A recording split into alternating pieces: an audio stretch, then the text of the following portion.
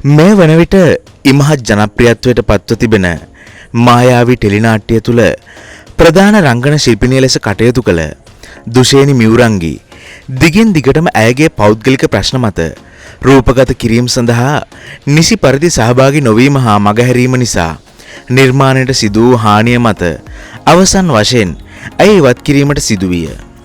එය ඉවත් කිරීමකට වඩා ඇය විසින්ම ඉවත් වීමකි. අදින් ලැබෙන සතියේ විකාශය වන කොටස් දැකීමෙන් එය ඔබට මනාව අවබෝධ වනු ඇත. ඇය වෙනුවෙන් අපි අවසාන තප්පරයේ තෙක්ම රූපගත කිරීම නතර කොට බලා උන්නෙමු. නමුදු ඇය නිර්දය ලෙස මගහැර සිටියාය. ඊට පෙරතුවද අප ඇගේ ඇතැම් නොකැටයුතුකම් දරාගත්තේ මහත් වූ ආයාසයෙනි.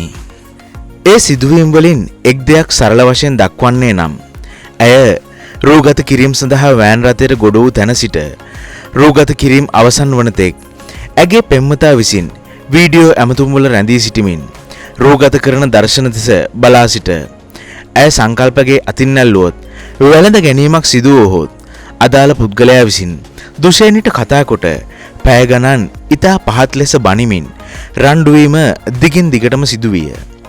එවැනි අවස්ථා 30කට වැඩි වාර ගණනක් ඇය එක්වරම දර්ශන තලයෙන් පිටව ගිය බව නළු නිලියන්ට සේම තාක්ෂණ ශිල්පීන්ටද රහසක් නොවේ. ඒ අයට තව දුරටත් වැඩ කිරීමට මානසික තත්ත්වයක් නොමැති බව පවසමින්ය.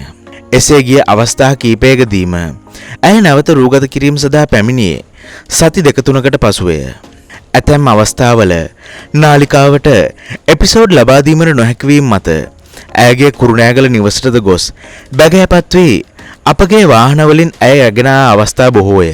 ඒ කිසිවක් සිදු වූයේ අපගේවත් අනිකුත් ශිල්පීන්ගේවත් වරදින් නොව ඇගේ පෞද්ගලික ප්‍රශ්න මතය. තවත් බොහෝ දේ ලිවීමට තිබුණද මා එය සටහන් නොකරන්නේ ඇය රංගන ශිල්පිනියක් කිරීම සඳහා මූලික අඩිතාලම දැමූ අධ්‍යක්ෂකවරයා වශයෙන් ඇය අපහසුතාවයට පත් කිරීමට පෞද්ගලිකව කිසිදු අවශ්‍යතාවයක් මට නොමැති බැවින් හා අප වැදගත් ලෙස මේ ශාස්ත්‍රය තුල රැඳී සිටින බැවින්ය. එහෙත් ඇය FB තුල දැමූ අසනීපය මත දින දෙකක් ඉල්ලූ බව කියන කතන්දරය ඇසුරෙන් මේ සටහන් නොතබා සිටින්නට නොහැකි විය.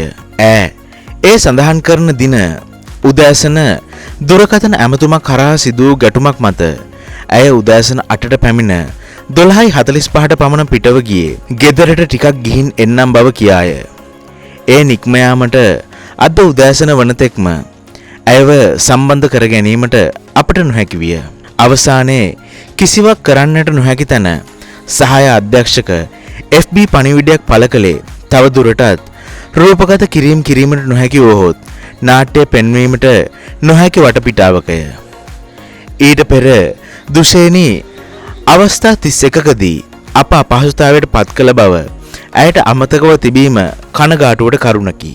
හිතවත් දුෂේනිට කියන්නට ඇත්තේ ඔබේ හදවතට තට්ටු කර සත්‍ය වශයෙන්ම පසුගිය මාස කිහිපය තුළ සිදුවීම් සිදු වූයේ අපේ වැරදි මතද නැත්නම් ඔබේ පෞද්ගලික ප්‍රශ්න මතද කියා අසා දැනගන්නා ලෙසයි. මායාවී නාට්‍යයට ඔබ යෝජනා වන අවස්ථාවේ මාගේ හිතවත් අධ්‍යක්ෂකවරුන් නිෂ්පාදන කළමනාකරුවන් මට දිගින් දිගටම කතා කොට දුෂේනි ගන්නට නම් එපා කියා අවවාද කළේ ඇයත් ඇගේ පෙම්වතත් නිර්මාණවලට දෙන වදය පහදා දෙමිනි. එවැනි වටපිටාවකත් මා දුෂේනිව සම්බන්ධ කරගත්තේ ඇගේ පළමු අධ්‍යක්ෂක වන මටවත් මගේ නිර්මාණයටවත් මහේෂ් රත්සර මහතාටවත් ඇය අසාධාරණයක් නොකරාවියයි කියන විශ්වාසයෙනි. ඒත් ඒ විශ්වාසය ඔබ බිඳ දැමුවේ කෙසේද කියා තවමත් මට සිතා ගැනීමට නොහැකිය. ආදරණීය ප්‍රේක්ෂක ඔබට හිතයිශී වෙනස් වීමෙන් යම් අසාධාරණයක් සිදු වූවා නම් මාහා මහේෂ් රත්සර මහතා රංගන ශිල්පීන් හා සියලු ශිල්පිනියන් වෙනුවෙන් සමාවිල්ලා සිටිමු. සිදු ඇතැම් කිව නොහැකි සිදුවීම් තවදුරටත් දරා ගැනීමට නොහැකි නිසායි ඇය ඉවත් කිරීමට සිදු වූයේ.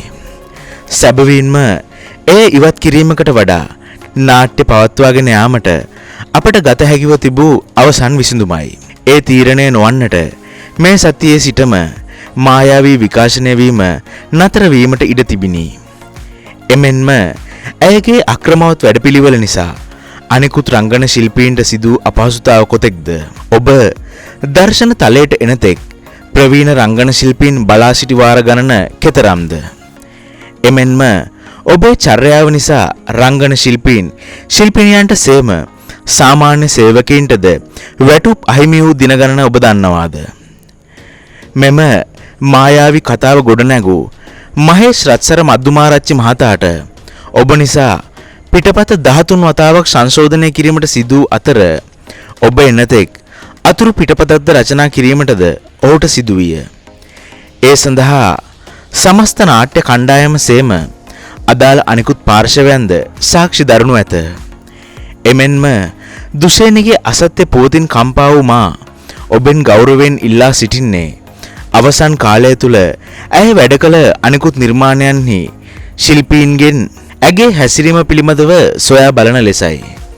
එවිට ඔබට සත්‍ය තේරුම් ගැනීමට හැකිවනු ඇති බවට මම විශ්වාස කරමි. සමාවන්න ආදරණීය ප්‍රේක්ෂකයනි, ඔබට සිදු වූ අපහසුතාවයට.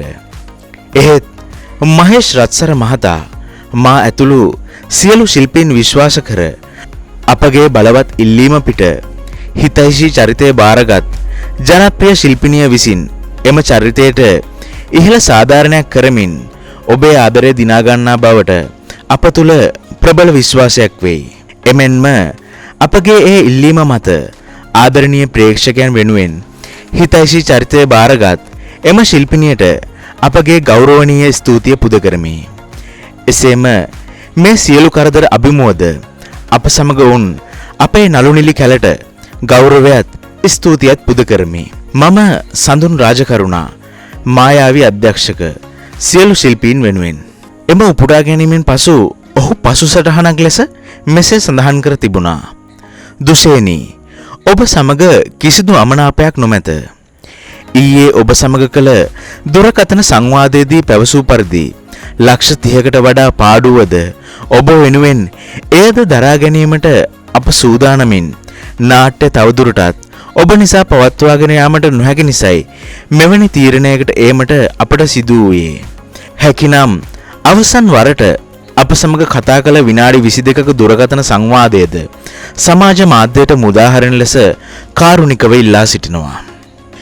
කෙසේ හෝ මායාවී ටෙලිනාට්‍යයේ ඔබ ආදරය කර හිතයිෂි චරිතය තුළ රඟපෑ දුෂේනි කතාවෙන් ඉවත් වී අවසන්.